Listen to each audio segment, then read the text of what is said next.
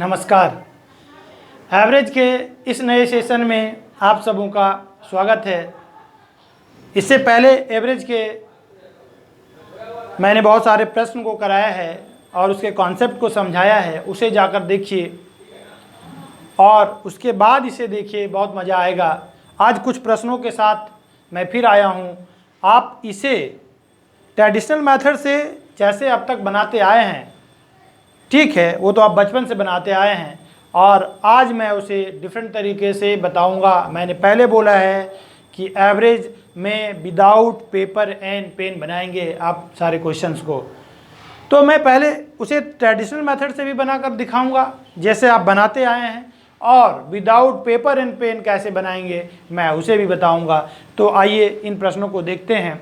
इससे पहले के प्रश्नों में मैंने बताया था कि एक क्लास में 30 स्टूडेंट है जिसका एवरेज 14 है। शिक्षक के आ जाने से एवरेज बढ़ जाता है, 15 हो जाता है। तो बढ़ जाता है, कोई ज़रूरी नहीं है। ऐसा भी तो होगा कि एक चले जाए तो एवरेज घट जाए, तो जाने वाला कितना का होगा।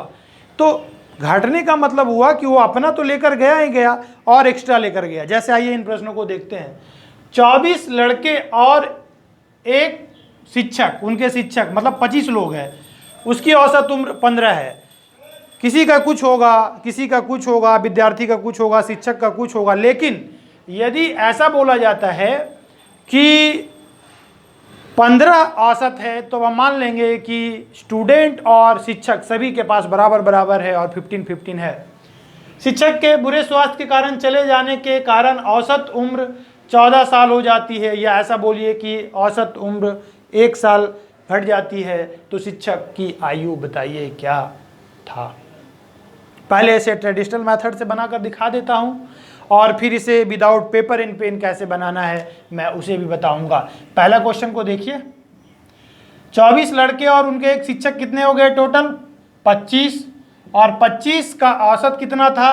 15। तो बोलते हैं टोटल कितना होगा ये बताइए। टोटल कितना होगा? 25 गुने 15, कुल निकाल लेते हैं। शिक्षक के चले जाने के कारण अब तो 24 ही बचा ना, और उसका औसत उम्र 14 है। सॉल्व करेंगे, आंसर आएगा। गलत नहीं है, लेकिन मेरा कहना है कि यदि यहाँ पे बोल दे कि 14.5 साल हो जाता है तो 13.5 साल हो जाता है, तो गुना करने में दिक्कत होगा ना, इसमें भी तो टाइम लगेगा ना। लेकिन ये ऐसा प्रश्न है कि आप विद इन सेकेंड आप इसे बना लेंगे। चलिए इसे बता देता हूँ। 25 इंटू 15 करेंगे तो 375 आएगा। 24 इंटू 14 करेंगे तो 240 और 96, 240 और 96, 236। 375 में से 236 माइनस कर दीजिए, 39 इसका आंसर आएगा। गलत नहीं है, सही है। बचपन से आप ऐसे बनाते आए, लेकिन मेरा कहना है कि यदि आप इस तरह से बनाएंगे तो एग्ज़ाम में आप दूसरे स्टूडेंट से बहुत पीछे हो जाएंगे। टाइम का वैल्यू है अभी के जनरल कॉम्पिटिटिव एग्ज़ाम में। कैसे बनाएंगे? आपको पहले से पता है कि हमारे पास 24 विद्यार्थी और एक शिक्षक, औसत 15 बोलने से हम मान लेते हैं कि सभी के पास 15 है। मैं पहले भी बताया हूं कि एक 15 वाला चले जाए तो क्या फ़र्क पड़ेगा, जो बचा हुआ है सबके पास तो 15 है। जाइए, 1 जाइए, 2 जाइए, 3 जाइए, 4 जाइए, लेकिन जितना भी जाएंगे 15 वाला जाइए। फर्क तब पड़ेगा जब ज़्यादा लेकर चला जाएगा एक, तो औसत तो बोलता है कि बराबर बराबर होना है। ज़्यादा लेकर गया तो आपको घटना होगा, और कोई आ जाए और उतना ही लेकर आएगा तो इफेक्ट नहीं पड़ेगा, लेकिन ज़्यादा लेकर आ जाएगा तो बढ़ जाएंगे सब। इस प्रश्नों को देखिए। 24 विद्यार्थी और एक शिक्षक, मान लेते हैं कि 25 लोग, 15 के हाइट पे है। शिक्षक चला गया, जाइए। शिक्षक के चले जाने के कारण औसत उम्र घटकर 14 साल हो जाता है। मतलब शिक्षक तो अपना 15 लेकर गया ही गया, क्योंकि सभी का 15 था ना, सभी 15 के हाइट पे था। लेकिन सिर्फ 15 लेकर जाता तो बताइए क्लास का जो एवरेज उम्र था वो घटता? नहीं घटता, क्योंकि सबके पास 15 था। लेकर वो ज़्यादा चला गया। 15 तो अपना लिया ही लिया, 15 तो अपना लेकर गया ही गया शिक्षक, प्लस 15 तो लेकर गए ही गए। और सभी विद्यार्थी से पूछे बताइए तो पहले आप कितना थे, तो बोला था हम तो 15 थे। दूसरा वाले से पूछे 15 थे, अब कितना हो गए? 14। सभी 14। मतलब स्टूडेंट का एक लेकर चले गए, एक स्टूडेंट का एक लेकर जाने से नहीं हुआ, सभी 14 होने का मतलब 24 लड़कों का एक एक लेकर चले गए, एवरेज 39। बताइए ये बिना पेपर एंड पेन बनने वाला क्वेश्चन था कि नहीं? इसे दो तरीके से कर सकते हैं। एक तो ऐसा कीजिए कि टीचर जब लेकर गए तो 15 और सभी का एक एक लेकर चले गए तो 24 विद्यार्थी का एक एक मतलब 24 + 15 39 लेकर चले गए। बहुत लोग ऐसे भी करते हैं कि एवरेज 14 का मतलब 14 तो लेकर गए और उसमें से टीचर को भी इंक्लूड करके बोलते हैं कि 25 और लेकर चले गए 39। जैसे आपको इजी लगता है डेटा के अनुसार वैसे कीजिए। पहला प्रश्न बन गया। दूसरा प्रश्न देखिए, दूसरा प्रश्न बोला गया है 16 लड़कों की कक्षा में 2 लड़के जिसकी उम्र 24 और 26 साल को हटाकर 2 नए लड़कों को लाया जाता है तो औसत उम्र 3 महीने से घट जाती है। मतलब हमारे क्लास में 16 स्टूडेंट है और उनमें से एक 24 और दूसरा 26 वाला चला गया, 2 चला गया। हम बार बार बोल रहे हैं कि एवरेज पे इफेक्ट तब पड़ेगा जब ज़्यादा लेकर आ जाएगा तो एवरेज तो बोलता है बराबर बराबर होना है तो बढ़ा देगा आप लोग को, और ज़्यादा लेकर चला गया तो आप लोग को घटना होगा, क्योंकि जितना एवरेज है उतना ही लेकर जाइए और आइए तो कोई इफेक्ट नहीं पड़ेगा। 24 वाला गया तो 24 वाला आना चाहिए, कोई इफेक्ट नहीं पड़ेगा।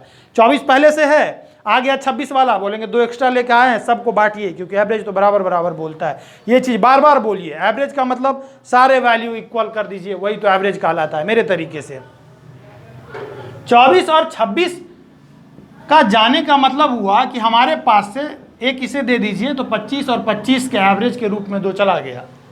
बोलिए, इसे एक दे दीजिए तो एवरेज के रूप में 16 स्टूडेंट में से हमारा 2 स्टूडेंट गया जो कि एवरेज के रूप में 25 लेकर गया। हालांकि वैल्यू अलग अलग है, एक 24 लेकर गया, एक 26 लेकर गया, लेकिन हम ये बोलते हैं कि 25 एवरेज का 2 चला गया। आने वाला भी 25 लेकर आए तो कोई इफेक्ट नहीं पड़ेगा। लेकिन अकॉर्डिंग टू क्वेश्चन बोला गया है कि 3 महीने घट जाती है, मतलब जो आया है वो कम लेकर आया है। यदि 3 महीना घटता है, 16 विद्यार्थियों का यदि 3 महीना घटता है तो मतलब जो आया है वो 48 कम लेके आया है। 48 मंथ का मतलब हो गया 4 साल कम लेकर आया है।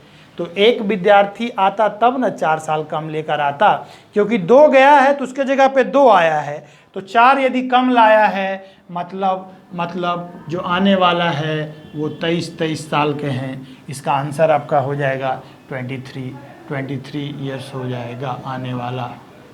समझ में आया? इसका 39 था आंसर, इसका 23 आंसर। इसी तरह से ये प्रश्न को देखिए, एक बल्लेबाज है, 14 पारियां खेला और उसका औसत 30 रन है। मतलब ऐसा हुआ होगा कि पहला इनिंग में आया होगा, मार दिया होगा सेंचुरी, दूसरा में आया होगा 10 पे आउट हो गया होगा, तीसरा में आया 45 बनाया होगा, मालूम नहीं क्या क्या बनाया, लेकिन 14 पारियों का जो रन था उसको जोड़ करके जब 14 से डिवाइड किए तो एवरेज बोले कि 30 था। बोले ओके, जब आप 30 बोल रहे थे हम ये मान लेते हैं कि पहला इनिंग में भी 30 बनाया होगा, दूसरा में भी 30, तीसरा में भी 30, इसी तरह से 14 पारी खेला और एवरेज 30 है। एवरेज जब बोल दे रहा है कि एक बल्लेबाज 14 पारियों का एवरेज जब 30 बोल रहा था, हम ये मान रहे हैं कि सभी पारी में 30 बनाया होगा। 15वां पारी खेलने आया, बोले खबरदार जो 30 मारा तो। बोले क्यों? 30 मारेंगे तो एवरेज तो 30 ही रह जाएगा ना, आपको एवरेज को बढ़ाना है, अचीव करना है 32 रन करना है एवरेज को। तो बोलेंगे ठीक है, पहले भी मैंने बताया है कि पहले 32 रन मार लीजिए 15th इनिंग में, ओके, लेकिन 32 रन मारने से थोड़ी होगा। अभी तो 14 पारी तक में तो 30 रन ही था, 30 रन ही था, तो एक पारी में 2 बढ़ाना होगा ना, तो 14 पारी में 28 और बढ़ाना होगा, 28 और 32 आपको 60 रन मारने होंगे। मतलब नहीं समझे? इसे देखिए कितने तरीके से बना सकते हैं आप। इसे ट्रेडिशनल मेथड से पहले बना लीजिए। एक बल्लेबाज 14 पारियां खेला और औसत 30 है। अगली पारी मतलब क्या हो गया? 15वीं पारी में कितने रन मारने चाहिए, कितने रन बनाने चाहिए कि औसत उसका 32 हो जाए। ठीक है, तो 15 गुने 32 माइनस पहले 14 इनिंग खेला था और 30 था। आप इसे मल्टीप्लाई कीजिए, 16 तिया 48, 480 और 14 तिया 42, 60। ये आपका ट्रेडिशनल मेथड हुआ। अकॉर्डिंग टू मी कैसे बताए, हम बोले 15वां पारी खेलने आइए, एवरेज आपको 32 करना है, पहले 30 के हाइट पे सभी है, 30 के हाइट पे है, 30 30 30 30 रन। 15वां में कितने मारने चाहिए कि 32 हो जाए, बोलेंगे पहले 15वां के लिए तो 32 मार लीजिए, 32 रन, ओके। और अभी आपका एवरेज इससे पहले 14 पारी खेले थे, उसमें तो 30-30 ही था ना, 30 से 32 होने के लिए एक इनिंग में 2 बढ़ाना होगा। इसी तरह से इससे पहले तो 14 पारी खेले हैं ना, तो 14 पारी के लिए 14 दूनी 28 बढ़ाना होगा, और 15वां पारी में तो आपको 32 चाहिए ही चाहिए, तो 28 32 60। नहीं समझे, एक तो ट्रेडिशनल मेथड से हो गया, आप इसे ग्राफ मेथड से समझिए। क्यों आप इनिंग बोलते हैं, शिक्षक समझ लीजिए ना, शिक्षक समझ लीजिए। ये देखिए, बोल देते हैं कि यहाँ पे टोटल स्टूडेंट बनाना पॉसिबल नहीं है, तो हम ये बोल देते हैं कि यहाँ पे 40 इनिंग्स है, और जिसका एवरेज 30 है। 15th इनिंग में कितने रन मारने चाहिए, 15th इनिंग में कितने रन मारने चाहिए जिससे कि एवरेज 32 हो जाना चाहिए। बताइए, समझ में आ रहा है।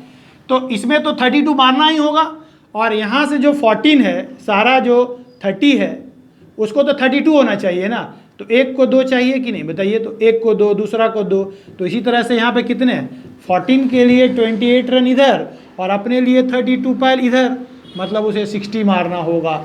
मतलब यहाँ पे 32 और इधर के लिए 28, मतलब उसे टोटल 60 रन मारने होंगे। ग्राफ के द्वारा भी मैं बता दिया, ट्रेडिशनल मेथड से भी बता दिया, और विदाउट पेपर एंड पेन भी बता दिया कि 15 में 32 होना चाहिए, मतलब 32 रन मार लीजिए।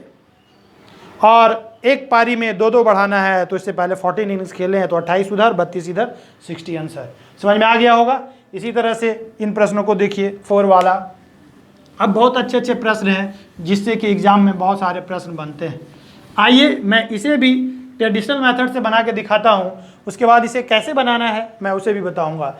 एक कक्षा में 120 छात्रों द्वारा किसी परीक्षा में प्राप्तांक 35 है, मतलब 120 स्टूडेंट है यहाँ पे, एवरेज के रूप में 35 मान लेते हैं क्योंकि वो 35 बोल रहा है। सफल छात्र का औसत 39 है, जबकि वो सफल छात्रों का 15 है, तो सफल छात्रों की संख्या क्या है। देखिए इसे आप लोग कैसे बनाते हैं। सफल छात्र को आप मान लेते हैं कि x रहा होगा, क्योंकि यही पूछा जा रहा है, तो हम बोलेंगे असफल छात्र कितने थे। ऐसे हालांकि नहीं बनाइएगा एग्जाम में, मैं बताऊंगा। तो बोलेंगे असफल 120 माइनस x रहा होगा, क्योंकि 120 विद्यार्थी है। अब अकॉर्डिंग टू क्वेश्चन कि सफल छात्रों का औसत 39 है, तो टोटल रन कितना होगा, तो 39 इंटू एक्स हो जाएगा ना। टोटल रन देख रहे हैं कि कितना है, तो 39 के एवरेज से एक स्टूडेंट जो पास किया होगा तो 39x, और सफल वाला जो है वो तो 15 है, और स्टूडेंट असफल वाला तो इतना है, और टोटल छात्रों द्वारा जो अंक किया गया है प्राप्त 120 गुने 35। बताइए, ऐसे लिखिएगा ट्रेडिशनल मेथड।